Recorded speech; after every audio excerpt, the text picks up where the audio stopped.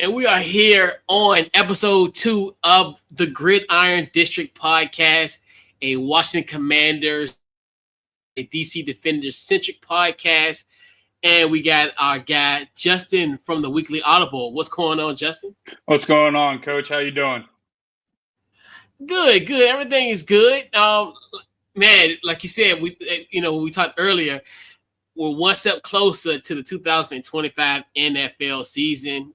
Like we said, about 2 months away now, since we got games now in the month of July. So so this week on Gridiron District, we'll solely focus on the Washington Commanders, as we'll talk about the 2025 schedule release.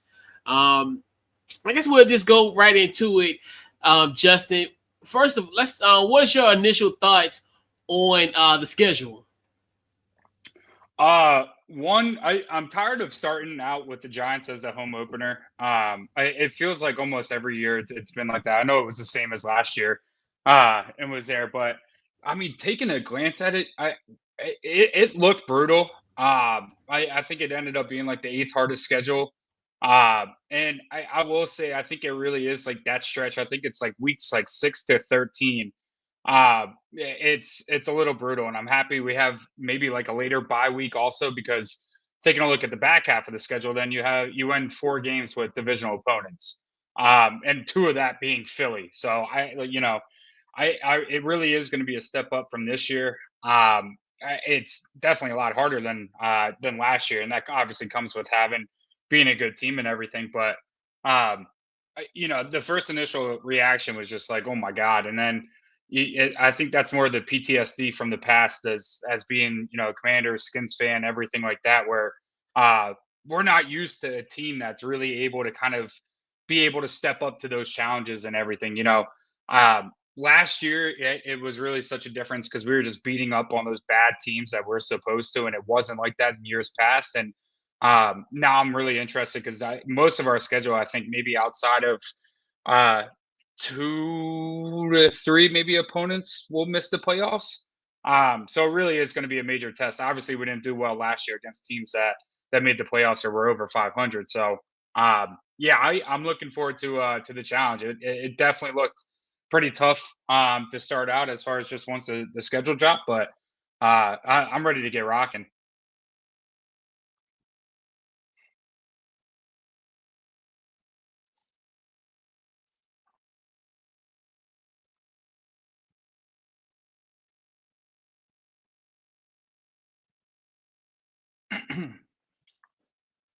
Well, I can't hear you.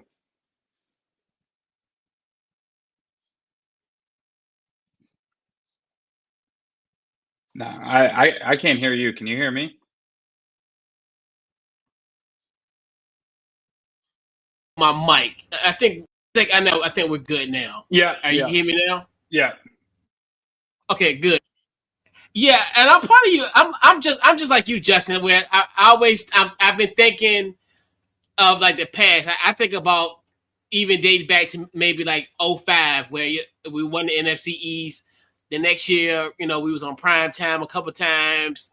Kind of had a bad season for that. 2012 was like similar to this, but I gotta remember, this team is different. This is ran differently. It's not, this team isn't dominating the headlines with off the field issues and what have you. So this is definitely a different discipline level type of squad. So like you said, I gotta keep telling myself this isn't 2013. This isn't 2006 where it's all like that. But like you said, yeah, tough games. Obviously, 8 standalone games, including 5 primetime games, which I kind of figured that was going to happen. Obviously with just success and also having a franchise quarterback in Jayden Daniels. The first thing I thought about, because I thought we was going to escape. 2 things I said that we have been luckily has escaped. I'm gonna knock on wood. One of them has not happened. We've escaped the hard knocks, which knock on wood, but I definitely think that's coming down our window. And then the international series, because you think about it, we haven't gone international since 2016 against Cincinnati, which that game drove me crazy. I don't even know. 9 years later, I'm still here. Like, it was that crazy. Like, it was like, it had you on the edge of the seat. Obviously going to Spain and Madrid. Madrid, and pretty much the first NFL game ever in Madrid, and we'll be a part of that. Playing the Miami Dolphins in Week 11. I looked at that. Like you said, the final 4 games of the regular season will be divisional opponents, so that's gonna be really interesting. As far as the season, the home season finale is on Christmas versus Dallas, and that's another thing where a holiday tradition, a new holiday tradition. Normally we would play them like on Thanksgiving, and now we see how the NFL is now having games on Christmas regardless of the day of the week. Luckily this year it fell on the Thursday, but they've done it on a Wednesday. So yeah, we're gonna have that for forever at this point. So you see it now where could this be another thing where this game be so good on Christmas where you might see the Dallas Cowboys and the Washington Commanders playing on Christmas, not maybe every year, but maybe every other year, maybe, a few years, maybe 2 or 3 times in like a 3 or 4 year span. So you look at that. And I think, and another one that's interesting, like you said, talking about the primetime game, especially the type. I do like, as far as the Monday Night Football games, we having 2 Monday Night Football games, and pretty much 2 will be on Monday Night Football 2 out of the 3 weeks in October. So that's going to be really interesting. I'm kind of leery about the Monday Night Football games at home, even though I know we beat Seattle in 2021, and that was kind of like, I wouldn't say the end of the curse, but it was kind of one of those where it's like, okay, we can win games, on Monday night at Northwest. So, like you said, we talked about it earlier. Yeah, the schedule's going to be tough. The schedule is really tough, and that's the thing where, but like you said, and I got to remember to remind myself, this is a different team. Like we talked about it. This is a markedly different team.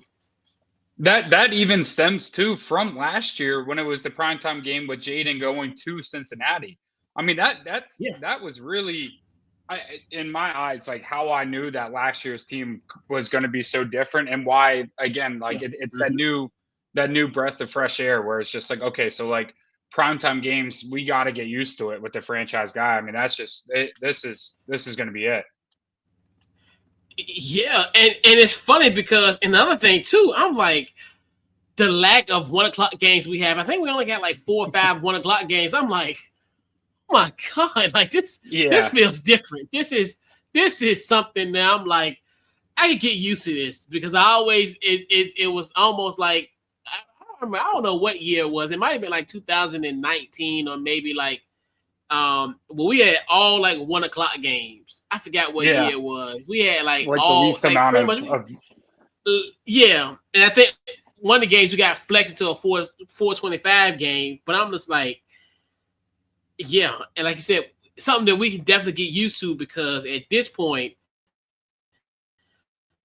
my goodness, like we actually we got 4:25 games, 8:30 games, 9. It's awesome for sure. Yeah. Well, I will say what was funky too, though, was this Seattle game being a Sunday night. I really would have thought that either the Detroit game, or I mean, honestly, even the Chargers game would have been, I guess, in that slot. The Seattle game being Sunday night kind of threw me off for a little bit. Yeah, me too. And that's one thing where I looked at that and I was like, and that's following the bat. So it's kind of not ain't following the bat. That's actually the Madrid game. That's Denver. That's right. Well, I'm talking about following the bat, because following the bat, we got the Sunday night against Denver in week 13. So yeah, I know, because I thought, because this then we play Detroit, and that's why I was figuring, like you said, because that's a playoff rematch. So that's where, like you said, I definitely thought that was going to be a game that potentially, especially when you think about it on the surface, because you got the Seattle game, because the Seattle game is after Kansas City on November the 2nd. That Sunday night, the first Sunday in November. That Yeah. was kind of and then the next week you got Seattle, and then like you said, then you go to Madrid. So that was kind of interesting that kind of took place there. Like you said, I don't understand. Like Seattle might be I think they still be the contenders, but they're not. Yeah. Mm-hmm. Most certainly. I will say this is. That's. Mm-hmm. I think the bye week after Madrid might actually work a little more in the favor, just in terms of all the travel and everything, and I'm sure a rougher week with the week flying out for Madrid and everything. So at least we get some extra time back coming from the bye, because after the bye week, I mean that's really the push that we made last year.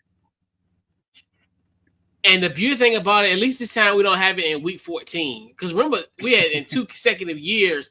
We had week 14 byes, and I'm telling you, it's like I said, it's those moments where you gotta look at yourself and be like, this is a different team, because we had going into the 2022 season, we had a week 14 bye. Last year, I think the last 3 years we had a week 14 bye. I think 2023 we had Yeah, we've had the last 3 years. It was the 22-23 season, right? That one might have been a little earlier in the season. That was Well, that was the one, because remember that was the time when we tied with the Giants, and then following the back, we had that Sunday Night Football mess half. Essentially, yeah. And then the horrid season in 2023.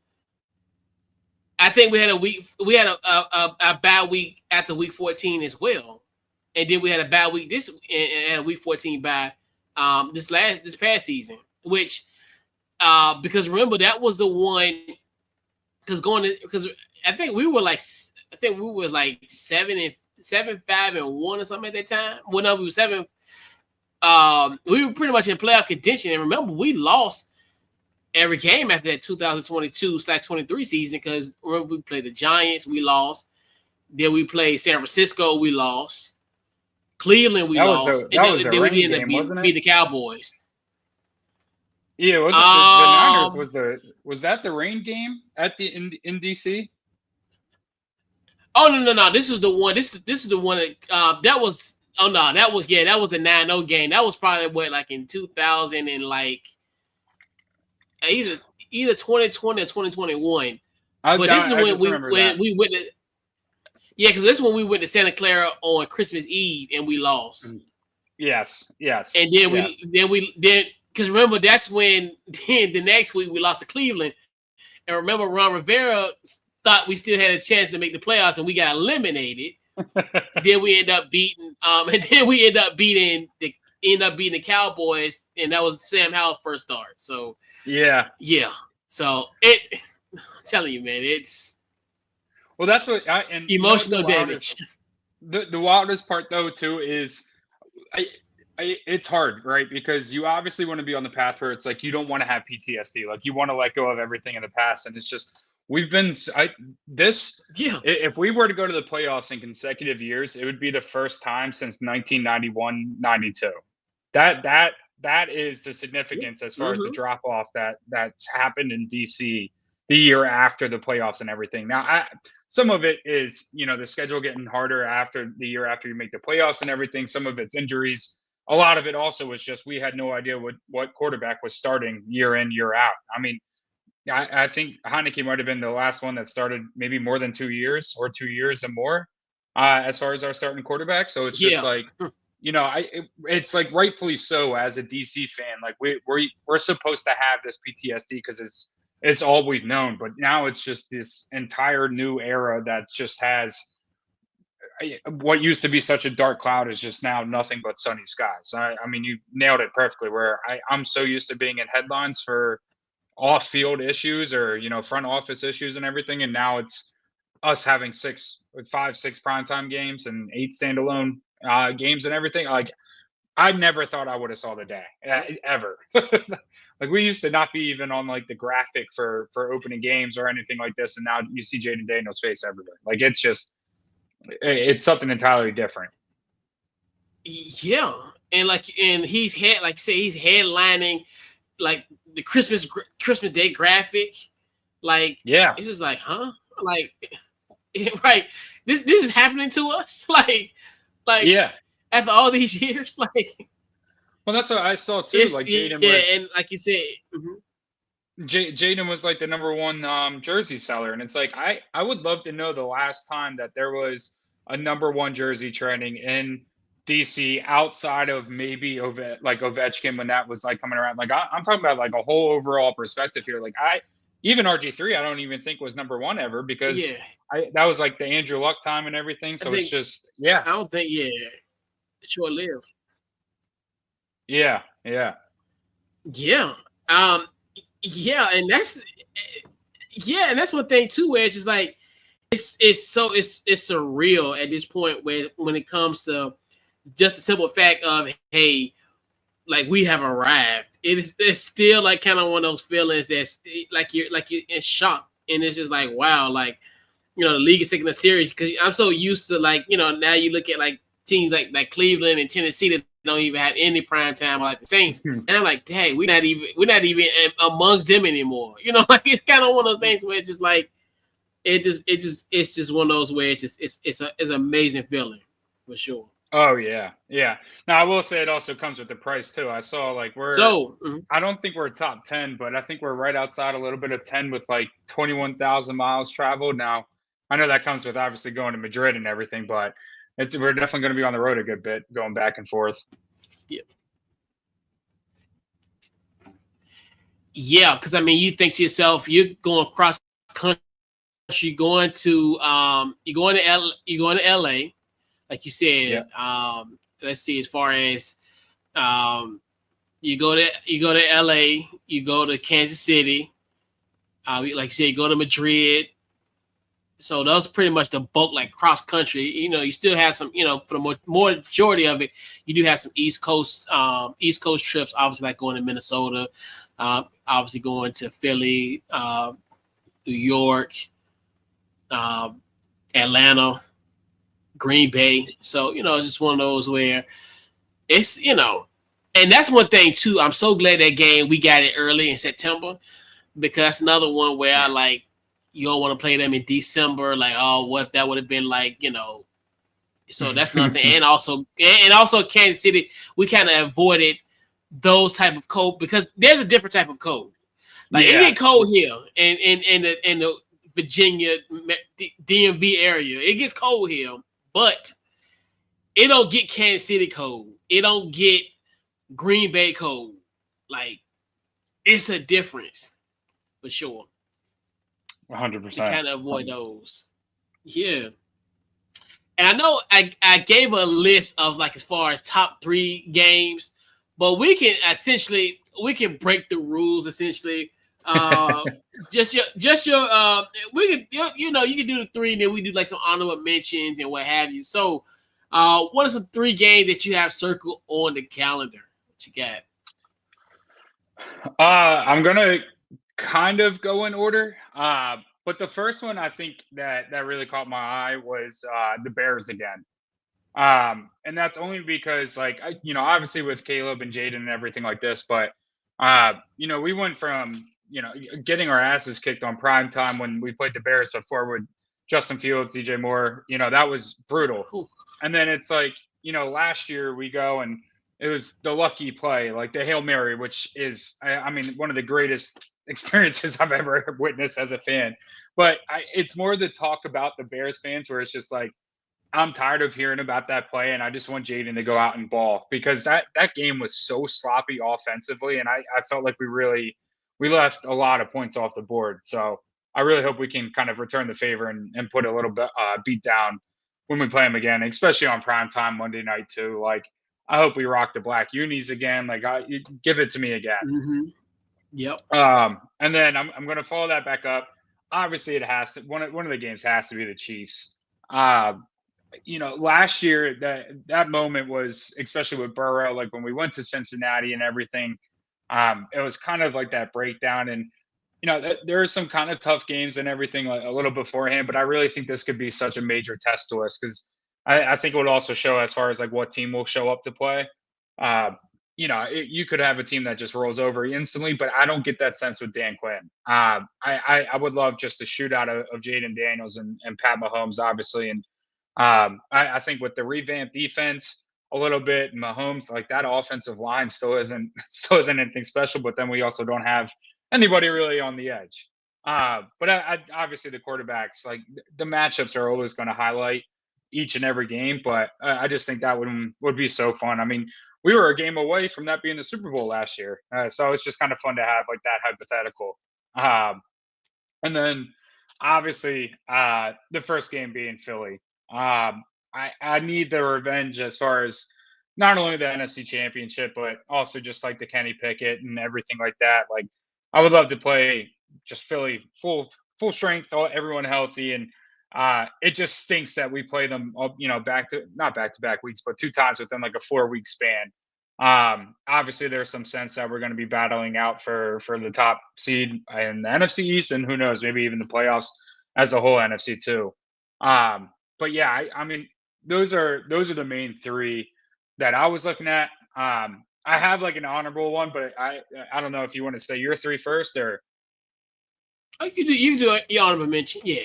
All right. Now it's out there, but I do want to say just the fact of the Raiders, and the only reason why is because that is one of the only teams I see really on the schedule that is just the bottom of the chain, and I really hope that we just wouldn't play down to their level.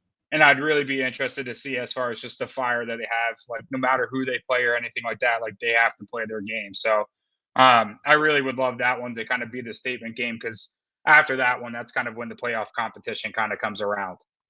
So I think that will also be a good way to set the tone. Yeah. Yeah, so my top three, I'm gonna go in descending order. So I'm gonna go my third one. It's gonna be the week 2 matchup against Green Bay to open up the Amazon slate of Thursday Night Football.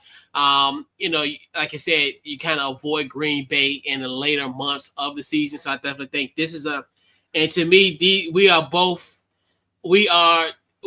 brothers in the sense of being victims of the tush push.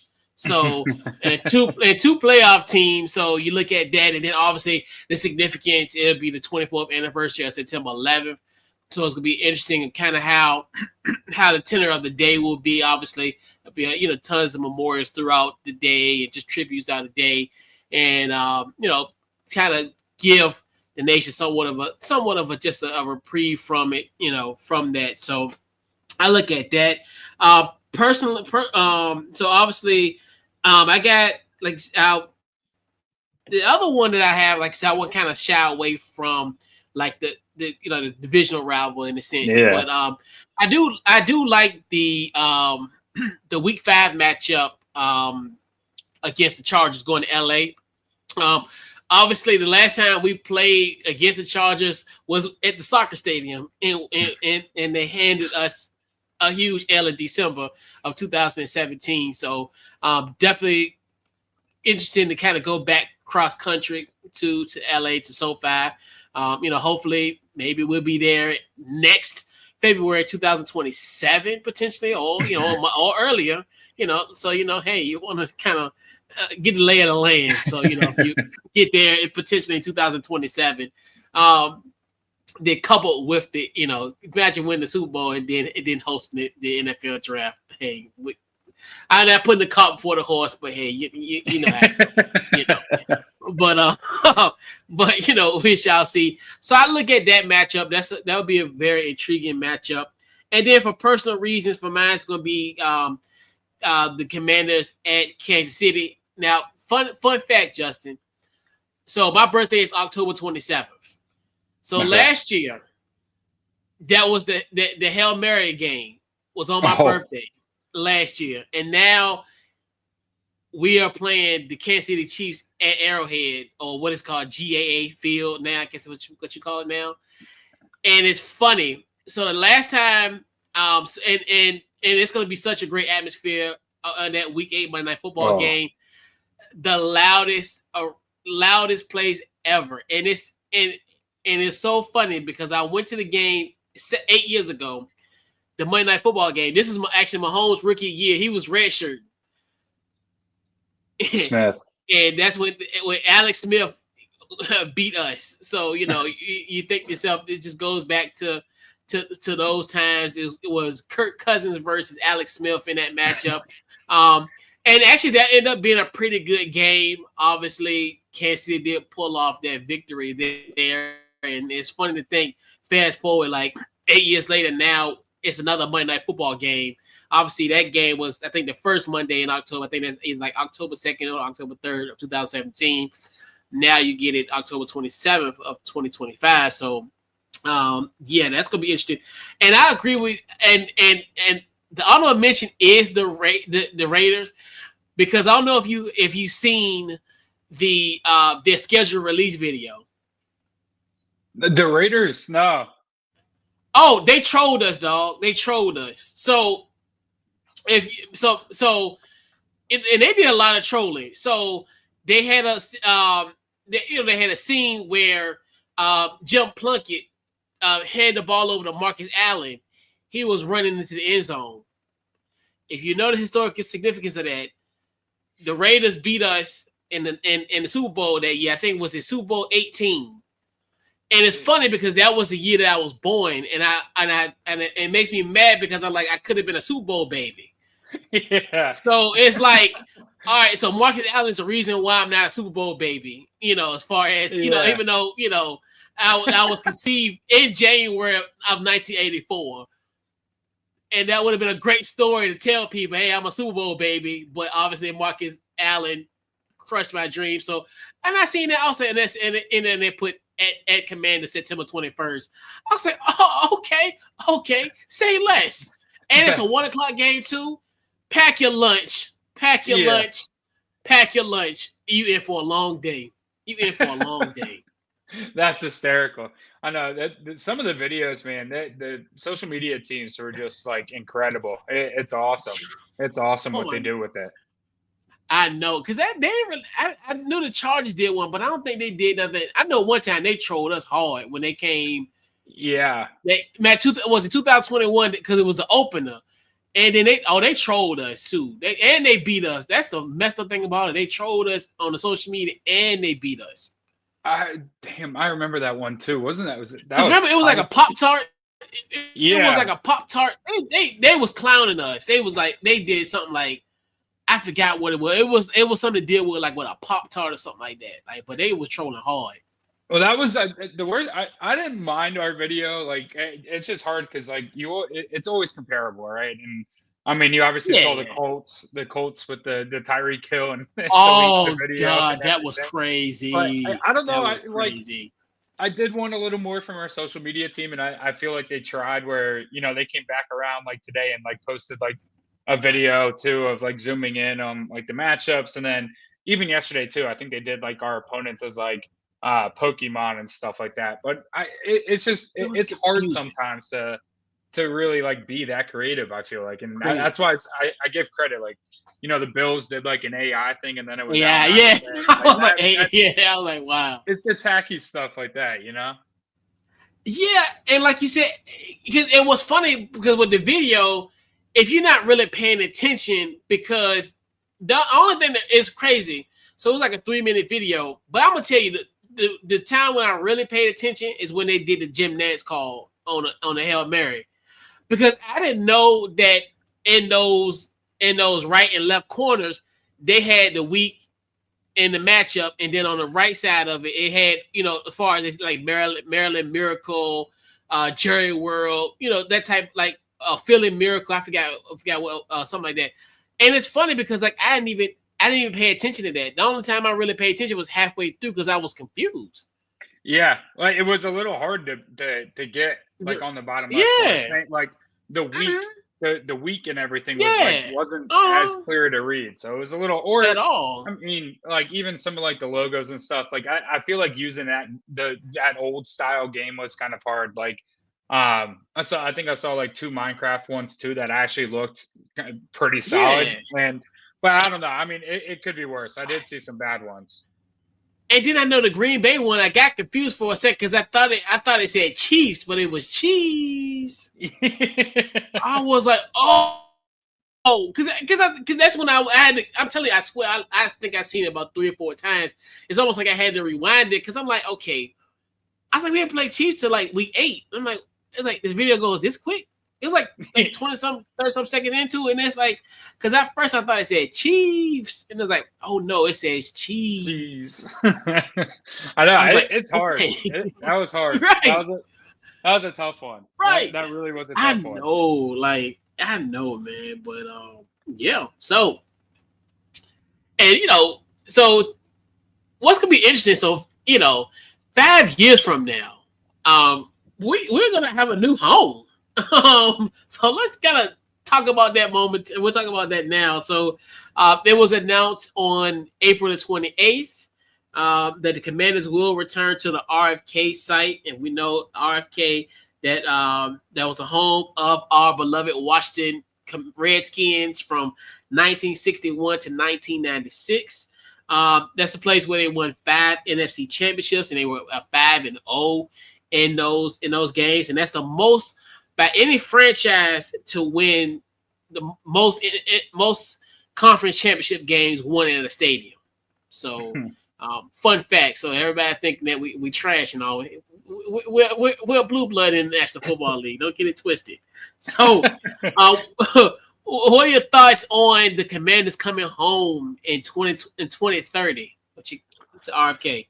I love it. I really think Harris and Peters and everybody in that room has really, I think, zoned in on the fact that there was a burnt bridge between former Redskins alumni and I mean even players from not even like older times and everything like that. And yeah, I mean you see them at the games like with the honorary captains and them being recognized. I mean last year Daryl Green just getting his jersey retired is insane. Yeah, That true. is insanity how that just became a thing. And then you even hear him talk about like how there's like that reconnection, the reestablishment across like former players now and the team. And obviously for everybody that's complaining about the name and stuff like this is going to be the closest you get to the old times. I mean, going back to RFK will be the only thing we can really do to tie back into it. But I love it. It's exactly what the stadium needed. I mean, going to Landover was just it was Ooh, like the last brutal. thing still of Snyder that still just reeked of the Snyder era. And don't get me wrong, Harris and them they've done incredible upgrades across the stadium and pretty much done what they can to make it maybe sustainable for up until the new stadium gets built.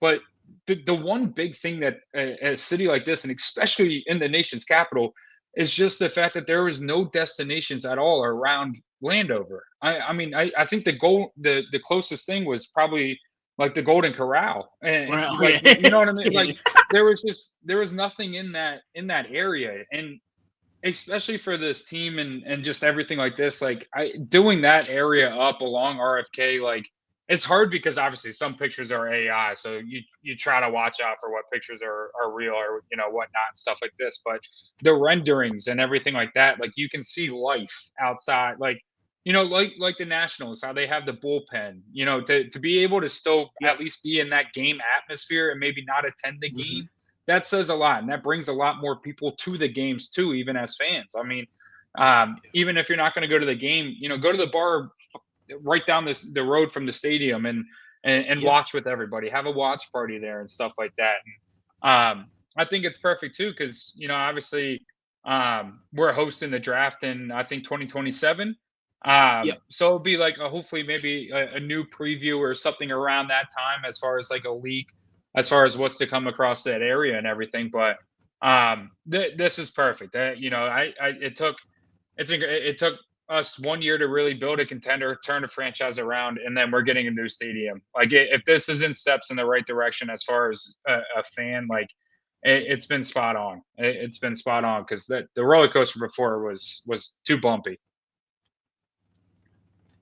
Yeah, and like you said, I love it. And like you said, FedEx / Northwest. Yeah, it is a and it's funny even with that, even this year because I actually I went to the game against the Titans and it felt different. Yeah. We might have talked about that. I don't know if we talked about that during the Super Bowl, but I'll bring it back into frame. It's funny because I always like prior to that game on December the 1st last year, I always felt like when I went to FedEx, it felt like a funeral. It almost felt Yeah. like it felt like okay, I'm hoping we win, but I don't know. You know, it's kind of one of the things where it's just like you just can go home and feel disappointed. Um, like you said, and then especially I think it's great, especially for me when I look at just from the metro aspect of it, because like if you do because I used to go to the metro and Massive. get off on Morgan Boulevard, and you gonna think you don't think you didn't play the football game. You walking almost damn near damn near almost 2 miles to get to the stadium, and it's all and just don't go and then at night it just all just pitch black dark, like you just walking in the Yeah. dark going back to Morgan Boulevard, like I said, where that shopping center with Golden Corral and all that stuff is at. Right? So and versus here, hey, they're gonna drop you right off at RFK. And so that's another thing too, where I know a lot of people have been as far as you not being able to tailgate, but like you said, there still will be areas around there where you can kind of converge. And it's kind of like, and I'm hoping it's almost gonna be like an atmosphere, almost like how the harbor is, how the National Harbor is. Yeah. And that's what my biggest hope for that. It'll be almost similar to that, where, like you said, like in like the bullpen, like you said, that's another place where you still feel like you're at the ballpark even though you don't have a ticket. And I think that's another thing too with this whole RFK thing, the closest, because hell, if you ain't got a ticket at FedEx, stay home. Yeah. Because ain't nothing but just open air. Ain't nothing outside. Like you said, you party at the Golden Corral, but they probably gonna kick you out because it's like you ain't gonna be here for no 3 hours eating up on no buffet. Like so, it's like Well, and so. it's all about like building the environment too, right? Like, Yeah. I mean, Harrison Peters aren't dumb. Like, they know Jayden's being talked about every hour of the day, almost like he's the hot topic. But it's more as far as like, he stepped in and he said he was going to do everything he possibly could to revive this fan base. And I mean, he got the fan base behind him in year one, and it's just the steps taken that he's done so far. That's really what you look for. And obviously, I think it still needs what like it's still past, I guess, to say the least, and everything. But you're spot on. It's more about just the life around the stadium. And while it's Yeah. a football game and everything like that, like if you the restaurants and the walkways and everything like this, like just picturing it as the Mhm. season goes. And especially if a dome or like how the Cardinals have where you can open and close. I think the Jerry's World probably has it too, but I think Yeah. that would be so perfect. Yeah, and it's gonna have a roof, so that's another thing too, where you'll be able to host a Super Bowl down the line, and I think that's another thing too, where, and I always said too, that's the biggest goal too, but I'm hoping that maybe even though I know LA gonna have the Olympics in 2028, maybe 2036, maybe 2040, we can host I say the DMV area. Can Yeah. host an Olympics, because a lot and that's the thing that kills me with people's like, well, everybody's like, well, what about the traffic? The Olympics can be scattered, like you can have events and stuff here and there, because like for me, because I live in Richmond, so I'm like, we've had a successful cycling race like 10 years ago, so I was like, well, we can have a cycling competition here in Richmond, and you can have like Richmond is pretty much the most south that you'll go for the Olympics, and then just from there to RFK, and just encompass the whole area, the Virginia portion of it, the Maryland portion of it, and also the DC portion of it. And I think that's one thing too, where you can have like the opening ceremonies, you can have the major events, track and field at RFK Stadium, and then and obviously you'll have the other events. You'll have like Cap One Arena could host stuff, and yeah. So that's one thing too. Having something like that is gonna add to it's going to add more to what the endless possibilities that the city can have. And I think that's one thing too, where, not just from the Commander standpoint, football standpoint, but like you said, like the entertainment portion of it, and like you said, and that's going to be like kind of the place that you want to be. And I think that's the thing about it. Plus, by the time 2030 roll around here, God knows how much tickets gonna cost. So yeah. So it might be best if be outside, outside the Yeah, stadium. right. Definitely. Yeah, Oh, I'll boy. be on the walkway watching. Right. I like, hey, like, as long as I can bring me like a little lawn chair and sit on one of the grassy areas. Like, hell, you got to give me a chair. If I can bring a blanket, I'll just Yeah, I'll be set. I bring an 8x10 blanket, a little small little blanket. But yeah. So rounding out our final topic on here on Gridiron District.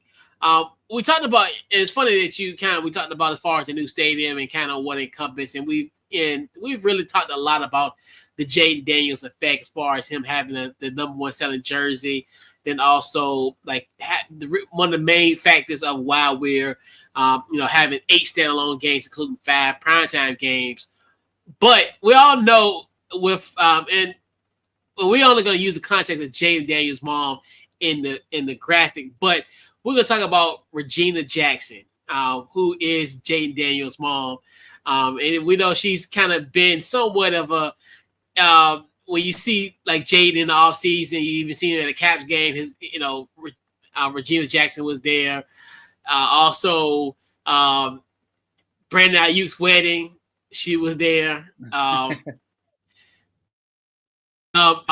the NCAA tournament, he was sitting next to Juju Watkins. They sat next to each other, and then his mom came in the middle. So a lot of people have been looking at her as kind of been like this meddling figure, kind of one of those and we never really had an opportunity to kind of hear from her perspective. Obviously, I think we've heard the clip. It was like a documentary 2 years ago where she said, the biggest threat for Jayden is girls. So a lot of people was thinking, that his mom was like overprotective and all this, and the third. So the shout out to the guys from the Pivot, our former safety, Ryan Clark and Fred Taylor and Channing, but Channing wasn't there in that episode. They bought Miss Jackson on the podcast just to talk shop. What was your overall thoughts on Miss Jackson's appearance on the Pivot? I loved it. A little Mother's Day special too, and everything. So it was just like that real. You see the mom perspective, right? And I feel like what gets caught up is the fact that everyone talks about like why is his mom's on his waist and just like the handicap and stuff like this. And I also think they forget too, like she's also his agent and everything like that. Like nonetheless, like business partners. And I thought it was really cool because it kind of almost started up basically. She was like, hey, like, I have a name too. Like, I'm Regina Jackson. Like, I've got my degrees and everything like this. Like, I'm a certified agent too and everything. So she knows what she's doing and goes on and speaks about, all the different like business decisions too, as far as the brands and stuff for Jayden. But the one quote that she said that really stuck with me was just the fact of like, your price tag is attached to your name. And I really think that is extremely true. And it's more so sad nowadays too, which is kind of how some things can be and everything like this. And I guess to even spin it too, like we've seen athletes spiral down other ways where it's just like sometimes I hate to like Tyreek Hill like instances or the Zion Williamsons and stuff like that. So it's just like the backbone that she provides to Jayden, I really don't understand why it could be an issue.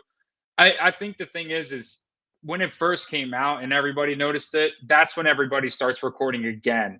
And you really see that more and more because people are just looking more for it too. And I get it. I mean, wherever he goes, she's obviously going to be too. And it is what it is. Obviously, I mean, they where he's at now too. He wouldn't be obviously without her, and obviously with his dad too, his whole family and everything. But what he's built and everything as far as that goes, like she's also there for him too. So I don't know. Sometimes the storylines, I feel like it's also the off season, it's just find something to talk about and stuff like that. And Again, it's easy to pick on a former rookie, I guess, too. But I thought that quote right there was more so the reason, as far as like her why, and then her describing just exactly as far as like her come up and what Jayden's gone through too, and just the adversity he's had to face too, and her being there by his side, and even taking some time even to step back and let him be able to learn, maybe speak up and everything like that. So hey, I thought RC and all the guys on the pivot did a great job speaking with her, because she crushed it. Yeah, and that's one thing too, where I know because a lot of people pretty much making her the modern day like Tasha Mack. If you remember the game, the show. Shout out to that to the game, and they looked at her as like the modern day Tasha Mack. But like you said, I'm at a point now, especially considering fact, especially like we said, as far as being Commanders fans, having that post traumatic stress disorder and all that with everything that goes on, we want a mother like Miss Jackson for our franchise quarterback.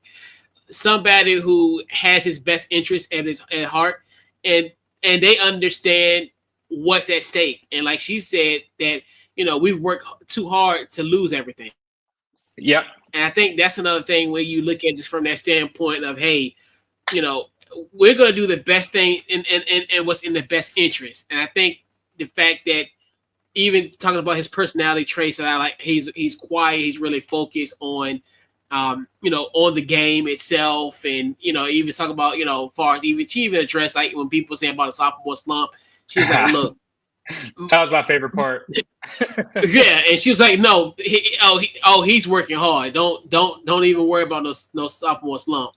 And that's another thing too. It just kind of shows you where even the success of last year is not getting to his head. And I think that's one thing where he has the perfect temperament for being a leader. And I like the fact that and she just told us stuff that we kind of already knew, but hey, coming from her, it's like verification. It's like as far as him being a leader, and everybody knows that, hey, if he's in a game, we got a chance to win the football game. And that's something that we've all kind of echoed throughout this whole season. But we got the confirmation that people, that actually everybody in the huddle also had that belief as well. And it's not just couch coaches like myself or just random fans having that, not just, knowing that, yeah, everyone feels that way. And it's not just, for that standpoint. I do like, because especially now in this day and age, you need to have those type. And the thing about her, what I love about her, she's not the enabler. She's not like, how most, like, I can see if he did something, like she runs the show, and that's fine because he needs that, because he's now, and I know a lot of people were getting caught up with the kid connotation, but you gotta remember, this is her child. She's gonna look at him, hell, even if when he gets his gold jacket, when he wins 5 or 6 Super Bowl MVPs and all this type of stuff that's going to happen to Jayden Daniels when he becomes enshrined in the Pro Football Hall of Fame, he'll be gray and old. He will still be viewed as a kid by his mother, and that's just how it is. And that's why I never understood why people had an issue with that. But in my other final point, I do like that she did talk about the kind of relation situation, and like how she did have a talk with Jayden, say, hey, if you're going through something, just make sure you call me. And like you said, she said, like as far as the communication and trying to establish that communication, because a lot of people communicate through text, so you really don't know if that I'm okay or any type of, or whatever they text is how you want to hear what they speak. So I think that's another thing too, where she gets it. And I think that's going to be kind of one of those things where, because I know sometimes when, especially from some people, far as from a different generation, they look at mental health differently than what their kid, what their children. But now they have unfortunately they have something that transpired that made them really have that conversation. And I think that's one thing with Jayden where I'm confident if he does make a misstep or do anything, that's that he has a mother that's going to tell him the truth. It's not gonna be like, oh, it's okay, this and third, and she has her own, so she's not necessarily dependent on his finance I think that's another good thing for him too, where I can I'm gonna give you an example. So when we, like I said, when we go to SoFi in 2027, when it's time for us to go to the Super Bowl, they're gonna be asking Jayden for tickets to go to the Super Bowl. Guess who? Miss Jackson gonna be like, nah, you're not getting the ticket. You're not getting that. Oh, Jayden, I need $5,000 for the start of a business. Miss Jackson gonna tell you no, and that's what you need.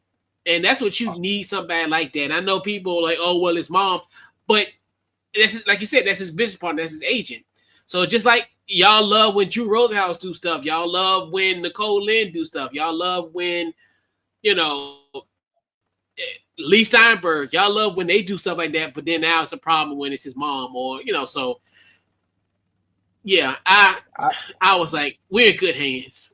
I think that, and it was even back to what you were saying too, where it's like it's just his mom, like always looking out for him and stuff like that. And she said it too. I think like that full quote. It was like your your price tags like attached to your name. Like you never know who's actually there for you, but you know that your family's got you. And the thing is too is that they sometimes too we see it where family members can turn on athletes, and and then that's kind of like that distance, the bridge, and which path they're going to go down and stuff like that. And that's what's most important about today, because obviously he has a job and it's on the field and everything like this, but she kept saying about like how she just wants to make him believe like in just anything that he does like that. And the truth is, I mean, you can do whatever you want, but and it all starts with that foundation. If you have a solid foundation around you and people that are going to constantly tell you like, hey, keep the main thing the main thing. I mean,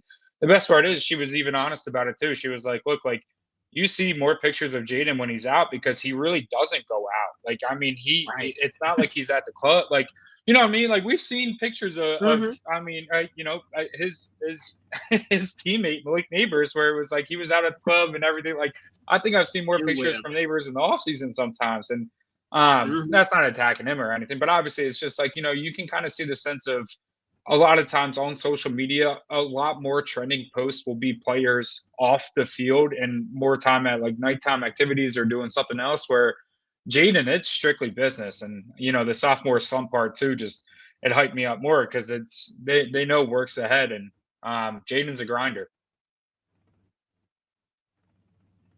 Facts. Yeah.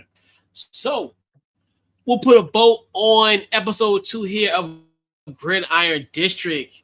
Once again, I definitely got to give you a huge shout out. Definitely thank you for stopping through and tell them where they can find you on social media and any upcoming project, what you got going on. Yeah, absolutely. So I just kind of rebranded a little bit, changed the picture, so you won't see the Weekly Audible logo anymore. But you can catch us on X, just at Weekly Audible. We're actually looking to kind of get revamped up coming up for the season and everything. So I'll be announcing some things coming there on X, and that's really our primary platform. Instagram, we have one, but I'd be lying if I said we posted and stuff like that. So you can catch me on Twitter, X, at Weekly Audible.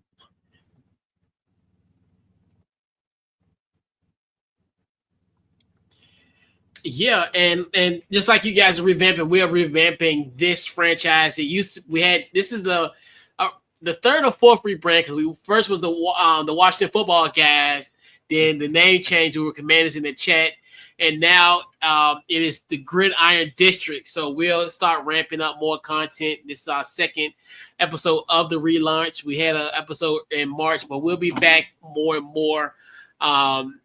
Try to get it on a weekly basis, but we'll get that going, and pretty much social media Gridiron District, and then also my other show, Couch Coach Live. Pretty much that's anywhere you get your podcast, Apple, Spotify.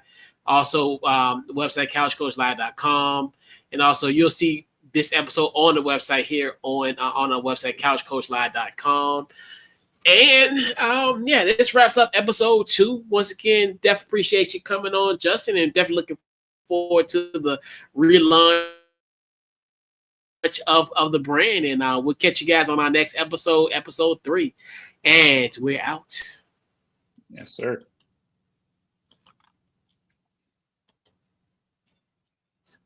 All right, there we go. Yeah, let's go ahead now. All right, come on.